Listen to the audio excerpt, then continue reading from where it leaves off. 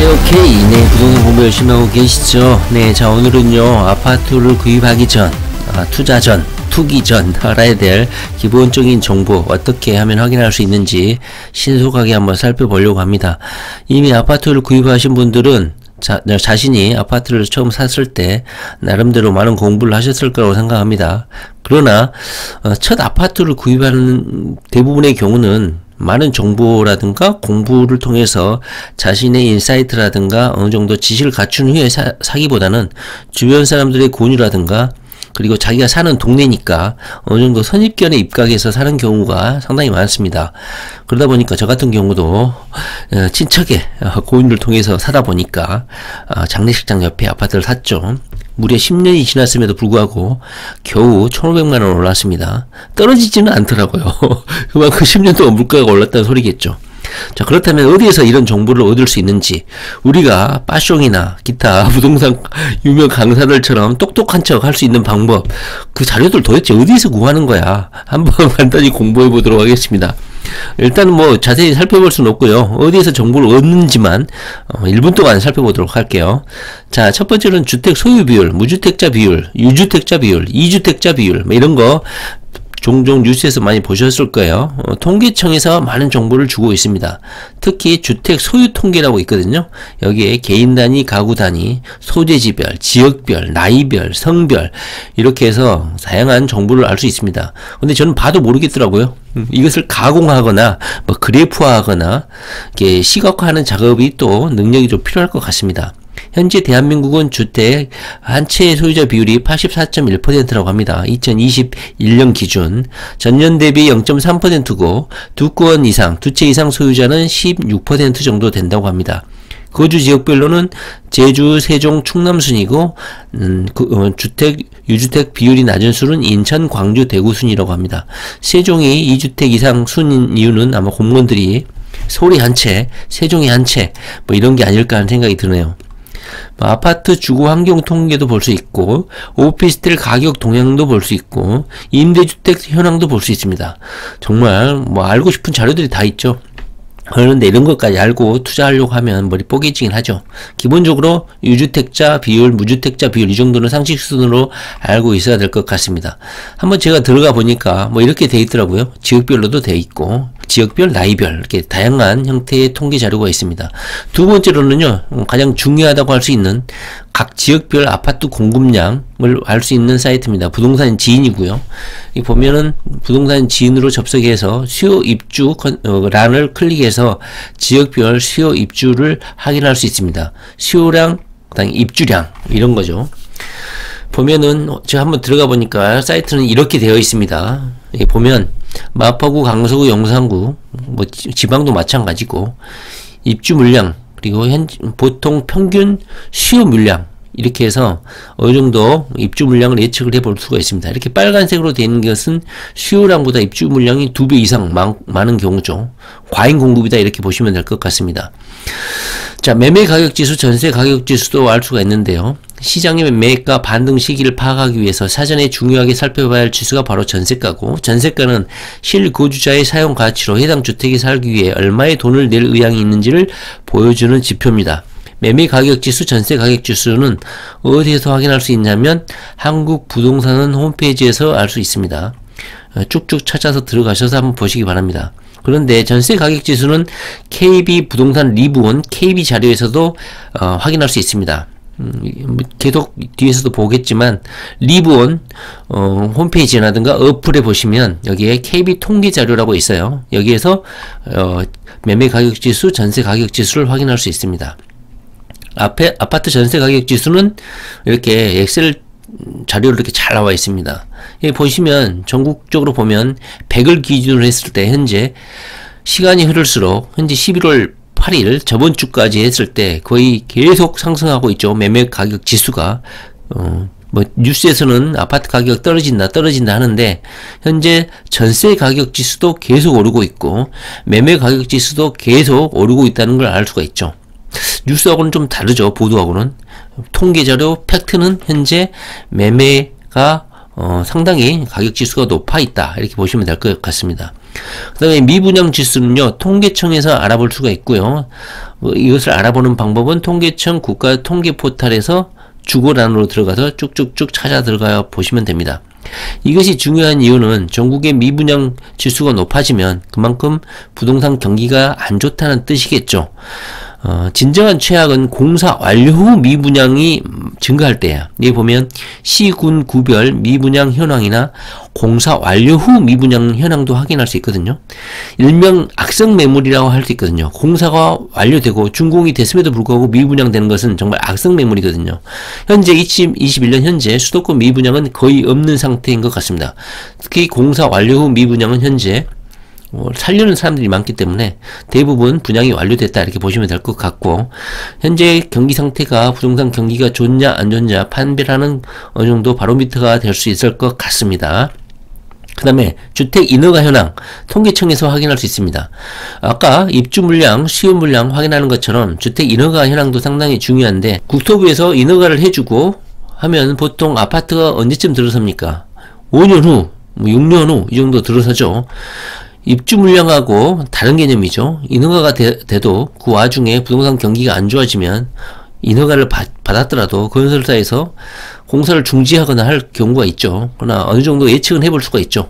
5년 후에 어느 정도 입주 물량이 될 것인지, 아파트가 들어설 것인지 5, 6년 후에 아파트 공급량을 예측을 해볼 수가 있습니다. 주택 인허가 현황은 통계청 국가통계포탈에서 확인할 수 있습니다. 자주 거론되죠. 통계청 이 자료들이. 그 다음에 지역별 평균 매매 단가, 평단가는 KB 리브원에서 확인할 수 있습니다. 국민은행에서 대대적으로 어플을 업데이트를 했습니다. 거기에 보면 KB 통계에서 이런 자료를 확인할 수가 있습니다. 지역별 평균 매매가, 평단가를 확인하는 방법은 네이버에서 KB 부동산을 검색 후에 접속을 하고 KB 통계를 클릭을 합니다. 여기 KB 통계를 클릭을 해서 월간 KB 주택 가격 동향을 클릭해서 시기열 가격 통계 첨부 파일을 다운로드해서 엑셀 파일로 열어보시면 됩니다.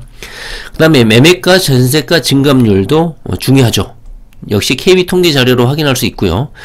보통 블로거들, 부동산 강사들이 이런 형형색색의 이런 통계 자료 블로그나 유튜브 올려주면서 유식한 척 하죠. 다 KB 통계 자료를 통해서 확인할 수 있습니다. 아파트 매매 가격 증감률을 보게 되면 이렇게 빨갛게 진한 색으로 표시된 게 전주 대비 많이 상승한 지역입니다. 보면은 11월달 같은 경우는 큰 변화는 없는데 9월달 여기 보면 강북구 또는 성동구 이런 식으로 진한 색상이 전주 대비 가격이 상당히 많이 올랐다, 이런 식으로 파악을 하시면 될 것 같습니다. 매매 전세 증감률 보는 방법은 아까 보셨듯이 KB 부동산 통계 자료에서 확인할 수 있습니다. 매매 가격 지수도 확인할 수 있는데요. 보시면 같은 루트를 통해서 확인할 수 있고, 매매 가격 지수는 역시나 증감률을 통해서 확인할 수 있는데 전년 말 대비, 전월 대비, 전주 대비 이런 식으로 해당 광역시, 수도권, 경기, 광원 이렇게 전체적인 자료를 확인할 수가 있습니다. 대부분 올라 있죠. 가격이 계속 오르고 있죠. 떨어진 곳도 있네요. 세종시 뉴스에서 보도될 정도니까 이렇게 객관적으로 통계 자료에서도 확인할 수 있는 것 같습니다. 다음은 지역 시황도 확인할 수 있는데요. 저는 이것도 가장 중요한 자료라고 생각합니다. 부동산 강사들이 똑똑한 척 하면서 브리핑 하는 경우가 많은데요. 전부 다 KB 통계 자료에서 확인할 수 있습니다. 이것이 중요한 이유는요, KB 이 부동산 이 팀에서 해당 지역 부동산 업소하고 이렇게 계약을 맺어가지고 해당 시황이라든가 개발 소식을 여기서 접수를 하고 있거든요. 그래서 가장 정확한 호재라든가 부동산 시세를 확인할 수 있다고 보면 되겠습니다. 여기 보시면 동대문구, 서초구, 의왕, 남동구, 대전, 대덕구, 천안, 동남구 이렇게 각 해당 지역에서 약간 호재가 확실하고 이렇게 표면적으로 도드라지는 호재들을 이렇게 정리를 해주고 있어요. 예를 들면 의왕 같은 경우는 폭등을 했잖아요. 0.72%가 가격이 상승했는데 그 이유가 분석을 해놨죠. GTX 인도권역 호재와 의왕역 주변의 신도시급 개발 발표로 기존 아파트 가격이 오르고 있다. 오전동 재개발 구역도 매수 대기자가 있으나 매물이 없고 부곡, 가, 다구역 등 재개발이 추진 중인 3동 일대 단지들도 가격이 올라 거래되고 있다. 전세가와 매매가 차이가 크지 않은 왕곡동의 노후 단지들도 강세다. 이런 식으로 한번 쭉 읽어보시면 주요 호재가 있는 지역들을 이렇게 면밀하게 분석을 하고 있어요. 그리고 가격이 왜 오르고 있는지, 어떤 호재가 있는지를 이렇게 분석을 하고 있기 때문에 해당 지역을 임장을 하지 않거나 이렇게 공부를 하기 어려우신 분들, 어디에서 자료를 찾아야 되는지 모르신 분들한테는 정말 금과 옥조 같은 분석이 아닌가 하는 생각이 들어서 가장 저는 중요한 자료 중에 하나라고 생각이 듭니다. 대전 대덕구에 트램 2호선이 개발이 되고 있는지 여러분들이 어떻게 아냐 이 말입니다. 그리고 GTX B노선, 경인 전철, 월판선, 수인 분당선이 남동구에 지나가고 있는지 여러분들이 어떻게 알고 있냐 이 말이죠. 너무너무 중요한 자료라고 생각합니다. 그 다음에 주택 구입 부담 지수는 주택 금융 통계 시스템에서 확인할 수 있습니다. 주택을 구입하는데 얼마나 부담이 되고 있느냐 이렇게 보시면 평균이 이 정도인데 서울 같은 경우는 엄청나게 부담을 느끼게 있을 정도로 상당히 높죠. 이런 식으로 주택 구입 부담 지수를 각 지역별로 확인을 해볼 수가 있다. 강원, 충북, 충남, 전북, 전남, 경북, 경남은 평균에도 미치지 못할 정도로 부담이 적네요.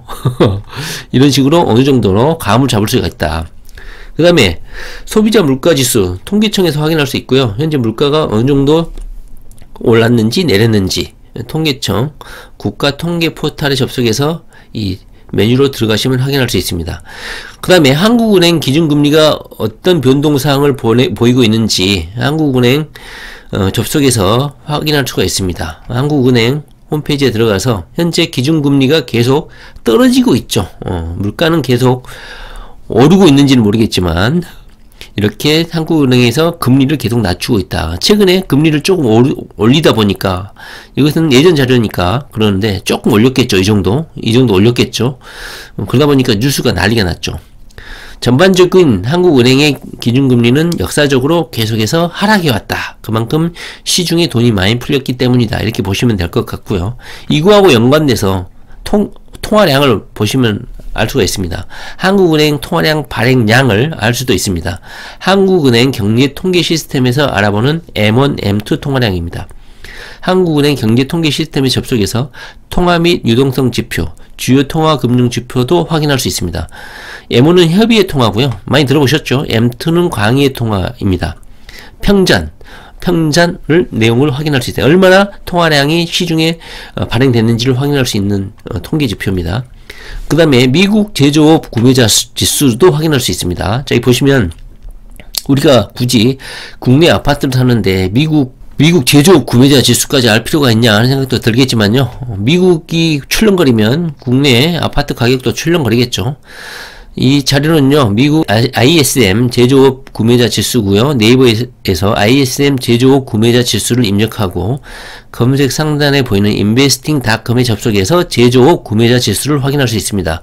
이 지수는 뭐냐면요, 신규 주문 지수가 상승을 했다고 합시다. 만약 신규 주문이 증가하고 제조업이 활발하게 움직인다 그러면 주문 수량을 맞추기 위해서 공장을 열심히 돌려야 하겠죠. 그 결과 경제가 좋아지겠죠.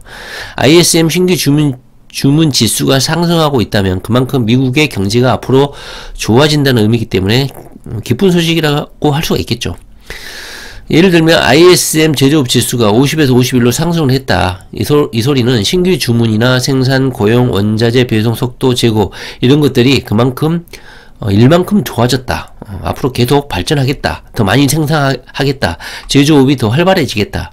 이렇게 예측을 해볼 수가 있는 것이죠. 현재 코로나 막바지로 이르면서 제조업 지수가 계속 하락을 보이고 있죠. 그래서 미국도 아파트 가격이 많이 오르겠다. 주택 가격이 오르겠다. 한국도 좋은 영향을 미치겠다. 이렇게 예측을 해볼 수가 있는 것이죠. 그 다음에 아파트 구입 전 공부해봐야 될 부동산 좋은 사이트들을 한번 여기에 열거를 했으니까 한번 반드시 방문해서 공부를 해보셔야 됩니다. 서울시 열린 데이터 광장이라든가 국민은행, 인터넷 등기소, 부동산원, 조인슬랜드, 나라지표, 부동산 공시가격 알림이, 실거래 공개 시스템, 부동산 지인, 네이버 부동산, 호갱노노, 아파트 실거래가 이런 사이트들을 한번 방문해서 공부를 좀 해보시기 바랍니다. 자, 그리고 이곳 위에는 아파트를 사면 안 된다.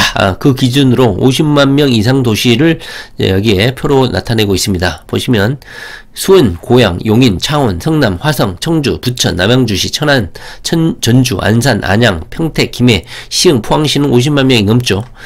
최소한 아파트를 구입하고 지방에 아파트에 투자를 하실 분들은 여기 최소한 포항시 이상 도시에 투자를 해야 된다. 이 부분을 말씀드리고요. 자, 위에서 살펴봤던 모든 데이터 자료를 총정리한 가장 강력한 어플이 바로 호갱노노입니다. 자, 위에 통계 자료 보실 시간이 없으신 분들은 호갱노노 어플 시간 내서 공부하시고 신고가 변동, 인구 공급, 경사 출근 거리랑 학원가 분위지도, 외지인 비율, 상권, 직장인 연봉 이거 자료로 하나씩 클릭해서 공부하시면 어느 정도 위에 통계 자료 공부 안 해도 이 정도만 공부해도 충분히 아파트를 선택하는 데는 무리가 없다. 이렇게 말씀드릴 수가 있겠습니다. 워낙 제가 호갱노노를 보다 보니까 이렇게 완벽한 어플이 있을까 할 정도예요. 그러다 보니까 거의 대기업 해당하는 업체들에서도 눈독을 들였고 직방 선두주자죠. 직방에서 호갱노노를 인수를 했습니다. 얼마에 팔렸는지는 영업상 비밀이라 보도가 안 되기는 했는데요. 그만큼 호갱노노가 거의 대기업 반열에 들어선 직방의 후원을 받아서 콘텐츠를 더욱더 정교화하고 통계 자료를 좀 더 정교화를 하고 있는 것 같습니다. 호갱노노에서 가장 중요한 자료는 이게 변동사항인 것 같아요. 인구가 어느 지역에서 어느 지역으로 이동을 했는지, 그 다음에 물론 실거래가는 기본적인 것이고요. 그리고 그 지역에 그리고 그 아파트에 입주해서 살고 있는 분들의 그런 체험기라든가 입주해서 살고 있는 경험담도 볼 수가 있어서 호갱노노가 상당히 좋은 기능을 가지고 있다. 자, 오늘은요, 자, 아파트를 투기, 구입하기 전에 기본적으로 알아야 될 사이트라든가, 그다음에 통계 자료들 한번 공부를 해봤습니다. 부동산 강사들도요, 다 대부분 100% 이 정도 수준에서 자신들이 통계 자료를 보고 이것을 가공해서 유식한 척 떠드는 거니까 너무 부러워하지 말고 아파트를 구입하고 내 돈을 투입할 정도 된다. 그러면 이 정도는 알고 접근을 하신 게 최소한 부동산 투기 어린이의 자세가 아닌가 하는 생각이 들어서 오늘 한번 신속하게 살펴봤습니다. 네, 부동산 공부 열심히 하시기 바랍니다. 네, 감사합니다.